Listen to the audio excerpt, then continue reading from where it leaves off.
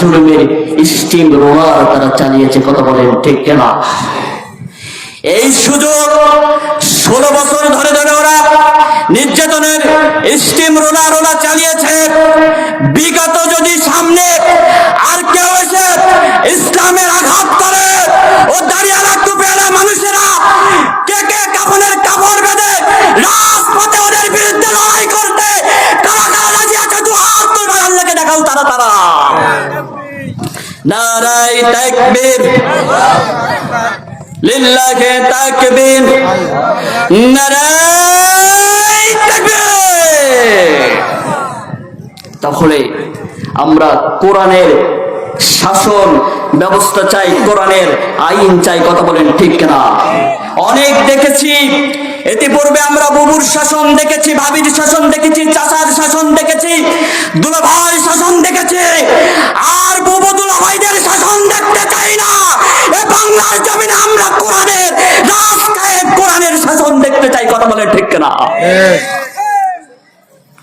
আর নয়, অনেক খেয়েছো, অনেক খেয়েছো, কর্মীর রক্ত ঘামা টাকা অনেক খেয়েছো, আর নয়, আর সুযোগ দেওয়া হবে না, কথা বলেন ঠিক কিনা? এবার আসেন মুসলমান ভাইরা আমার, এই কোরআন দিয়ে আপনি কি করবেন? এই কোরআন দিয়ে আপনার সমাজ, সংসার থেকে সংসদ ভবন পর্যন্ত কোরআনের রাজ কায়েম করতে হবে। এই পৃথিবীর জমিনে এই কোরআন দিলেন আপনাকে দিক আর নির্দেশনা দেওয়ার জন্য। এই কোরআনের ভিতরে সুদের কথা আছে না নাই? খেয়াল করেন, সুদের কথা আছে না নাই? ওয়াহাল্লাল্লাহু বাইয়া হারামার রিবা, সুদকে হারাম করে দিয়েছেন, ব্যবসাকে হালাল করে দিয়েছেন একজন, তিনি কে? এই জন্য দেখেন, সুদকে হারাম করে দিয়েছেন, কোরআনের ভিতরে সুদের কথা আছে। কোরআনের ভিতরে আপনি কিভাবে রাষ্ট্র পরিচালনা করবেন, কিভাবে আপনি সংসার পরিচালনা করবেন, কিভাবে সব এ টু জেড কোরআনুল কারীমের ভিতরে দেওয়া হয়েছে। যেমন বিশ্বনবীর সাহাবীরা কেমন কোরআন দিয়ে দেশ পরিচালনা করতেন। আমি একটি ইতিহাস পড়তেছিলাম, ইতিহাস পড়তে পড়তে দেখলাম বিশ্বনবীর সাহাবীরা কেমন কোরআন দিয়ে দিয়ে দেশ পরিচালনা করতেন। খলিফাতুল মুসলিমিন, আমিরুল মুমিনিন, ইসলামের দ্বিতীয় খলিফা, খলিফাতুল মুসলিমিন, আমিরুল মুমিনিন সাইয়েদনা ওমর ফারুক রাদিয়াল্লাহু তাআলা কেমন রাষ্ট্র পরিচালনা করতেন।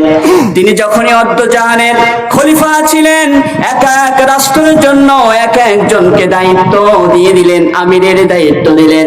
এক রাষ্ট্রের জন্য সাইদ বিন আমেরকে দায়িত্ব দেওয়া হলো। সাইদ বিন আমেরকে যখনই দায়িত্ব দিলেন, সাইদ বিন আমেরের নামে 4টা অভিযোগ দায়ের করলেন। তার রাষ্ট্রের উপর যারা, তার রাষ্ট্রের জনগণ 4টা অভিযোগ দায়ের করলেন। খলিফাতুল মুসলিমিন আমিরুল মুমিনিনের দরবারে 4টা অভিযোগ দায়ের করেন। 1 নাম্বার অভিযোগ হলো, আপনি যাকে সেনাপতির দায়িত্ব দিয়েছেন প্রত্যেক দিন 1-2 ঘন্টা রাজসভায় রাষ্ট্র পরিচালনা করতে, তিনি অফিসে 1-2 ঘন্টা দেরি করে আসে প্রত্যেক দিন। 2 নাম্বার অভিযোগ হলো, তিনি সপ্তাহে 1 দিন রাষ্ট্র পরিচালনা করতে রাজসভায় তিনি আসেন না। 3 নাম্বার অভিযোগ হলো, তিনি রাষ্ট্র পরিচালনা করতে করতে হঠাৎ করে বেহুশ হয়ে মাটিতে অজ্ঞান হয়ে তিনি পড়ে যান। আর 4 নাম্বার অভিযোগ হলো, রাতের বেলায় যখনই তিনি বাসাতে চলে যায় ইশারের নামাজের পরে, তার বাসার সামনে গিয়ে আমরা ডাক দিই কিন্তু সে ডাকের সাড়া দেয় না। এই 4টা অভিযোগ কি আপনারা শুনতে চান নাকি? শুনবেন? এই 4টা অভিযোগ দায়ের করেছে খলিফাতুল মুসলিমিন আমিরুল মুমিনিনের দরবারে। সাইদ বিন আমেরকে ডাকা হলো। সাইদ বিন আমের চলে আসতেন খলিফাতুল মুসলিমিন আমিরুল মুমিনিনের দরবারে চলে আসলেন। চলে আসার পরে তাকে প্রশ্ন করা হলো, তোমার রাষ্ট্রের জনগণ, তোমার রাষ্ট্রের উপর যারা তোমার নামে 4টা অভিযোগ দায়ের করেছে, এর কারণ কে? সাইদ বিন আমের কোনো কথা বলে না। খলিফাতুল মুসলিমিন আমিরুল মুমিনিন লক্ষ্য করে করে বললেন, ও সাইদ বিন আমের, তোমার নামে যে প্রথম নাম্বার অভিযোগ দায়ের করা হয়েছে, সাইদ বিন আমের, তুমি কেন প্রত্যেকদিন 1-2 ঘন্টা করে লেট করে তুমি কেন রাজসভায় রাষ্ট্র পরিচালনা করতে কেন আসো? সাইদ বিন আমের কোনো কথা বলে না।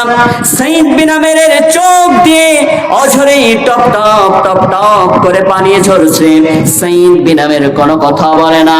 খলিফাতুল মুসলিমিন আমিরুল মুমিনিন আবার লক্ষ্য করে করে বললেন, তোমার নামে যে 2 নম্বর অভিযোগ দায়ের করা হয়েছে সাইদ বিন আমের, তুমি কেন সপ্তাহে একদিন রাষ্ট্র পরিচালনা করতে রাজসভায় কেন তুমি আসো না?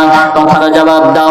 সাইদ বিন আমের কোনো কথার জবাব দেয় না, চোখ দিয়ে অঝরে টপ টপ করে পানি ঝরে। 3 নম্বর অভিযোগ হলো, সাইদ বিন আমের, তোমার নামে যে 3 নম্বর অভিযোগ দায়ের করা হয়েছে সাইদ বিন আমের, তুমি কেন রাষ্ট্র পরিচালনা করতে করতে হঠাৎ করে কেন বেহুশ হয়ে তুমি মাটিতে অজ্ঞান হয়ে তুমি কেন পড়ে যাও? সাইদ বিন আমের কথার জবাব দাও। 4 নম্বর অভিযোগ হলো, সাইদ বিন আমের, তোমার রাষ্ট্রের উপর যারা, তোমার রাষ্ট্রের জনগণ তোমার নামে 4 নম্বর অভিযোগ দায়ের করেছে, তুমি যখন ইশারের নামাজ আদায় করে যখনই বাসাতে চলে যাও, তোমার রাষ্ট্রের প্রজারা, তোমার রাষ্ট্রের জনগণ তোমাকে ডাক দেয়, কিন্তু তুমি তাদের ডাকের সাড়া কেন দাও না?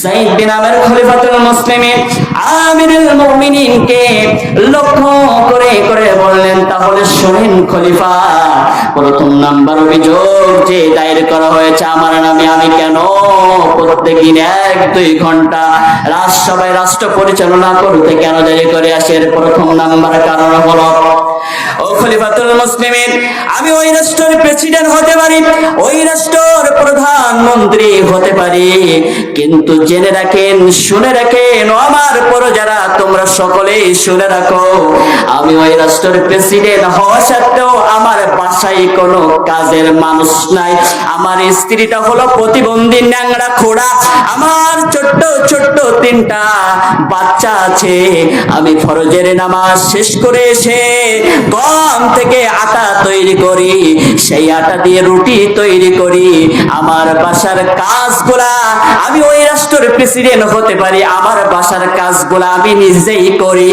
তারপরে আমার স্ত্রী ছোট্ট ছোট্ট 3টা বাচ্চাদের খাওয়াতে গিয়ে আমাকে দেরি হয়ে যায়, এই জন্য প্রত্যেক দিন রাজসভায় রাষ্ট্র পরিচালনা করতে আসতে দেরি হয়ে যায়। সুবহানাল্লাহ। কেমন প্রেসিডেন্ট ছিলেন তারা! আর আজকে আমার বাংলার জমিনে যারা 16 বছর ধরে ধরে জোর করে ভোট চুরি করে যারা ক্ষমতায় ছিল, 1 বছর চেয়ারম্যান মেম্বার হওয়ার পরে 5 তলা বাড়ি হয়। কথা বলেন ঠিক না? আপনার আমার ঘাম ঝরানো টাকা, রক্ত ঘামানো টাকা, গরু বিক্রির করা টাকা, কথা বলেন ঠিক না? আজকে কোথায় তারা? আজকে কোথায় তারা? 16 বছর ধরে ধরে অসহায় মানুষের উপরে নির্যাতনার।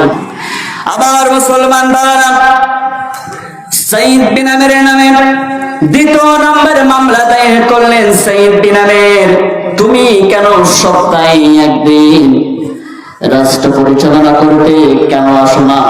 কথার জবাব দাও।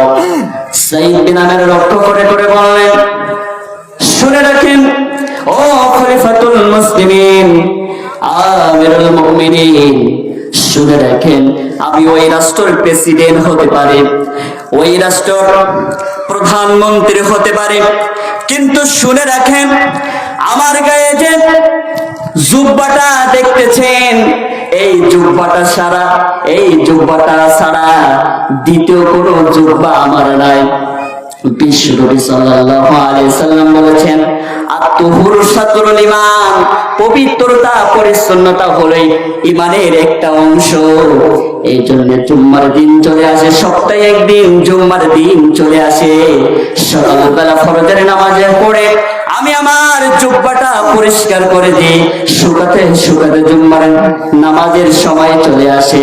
এই জন্য এই জুব্বাটা পরিষ্কার করে দেওয়ার কারণে আমি সপ্তাহে একদিন হলো রাষ্ট্র পরিচালনা করতে সবাই আসতে পারি না। সুবহানাল্লাহ বলে। যাদের হৃদয়ে আছে আল্লাহর ভয় তারা কভু পথ ভুলে যায় না। আল্লাহর প্রেম ছাড়া এই দুনিয়ায় কারো কাছে কোনো কিছু চাই না, কারো কাছে কোনো কিছু চাই না। রাতের আধারে যারা সে জাতির দু চোখে অশ্রুতে নদী যেন রাতের আধারে যারা সে জাতির দু চোখে অশ্রুতে নদী যেন সলনার হাতছানি যত আসো, সলনার হাতছানি যত আসো পিছনে ফিরে সে তাকাই না। যাদের হৃদয় আছে আল্লাহর ভয় তারা কভু পথ ভুলে যায় না। আল্লাহর প্রেম ছাড়া এই দুনিয়ায় কারো কাছে কোনো কিছু চাই না, কারো কাছে কোনো কিছু চাই না। আল্লাহু আকবার। ও মুসলমান, 16 বছর ধরে ধরে মুসলমানদের উপরে নির্যাতনের জুলুমের স্টিম রোলার চলেছে, কিন্তু মুসলমান বাতিলের কাছে মাথা নত করে নাই। বিগত যতদিন বেঁচে থাকবো, এই জীবন যতদিন আমাদের দেহ থাকবে, মুসলমানদের উপরে যদি বিগত দিনের মতো নির্যাতনের জুলুমের স্টিম রোলার চলে, তখন আমরা কোরআন থেকে দূরে সরে যাব না, যাব না, যাব না। কথা বলেন ঠিক কিনা? সুতরাং সময় আমার শেষ। আমার সময় দেওয়া হয়েছিল 50 পর্যন্ত। আপনাদের দ্বিতীয় মেহমান প্রিয় বড় ভাই এসে হাজির হয়ে গিয়েছে, এই জন্য বড় ভাইকে বসিয়ে রেখে আমি আর আলোচনা করব না। 4টা মামলা দায়ের করেছিল সাইদ বিন আমেরের নামে। যদি কখনো সুযোগ হয় ইনশাল্লাহ শোনাবো।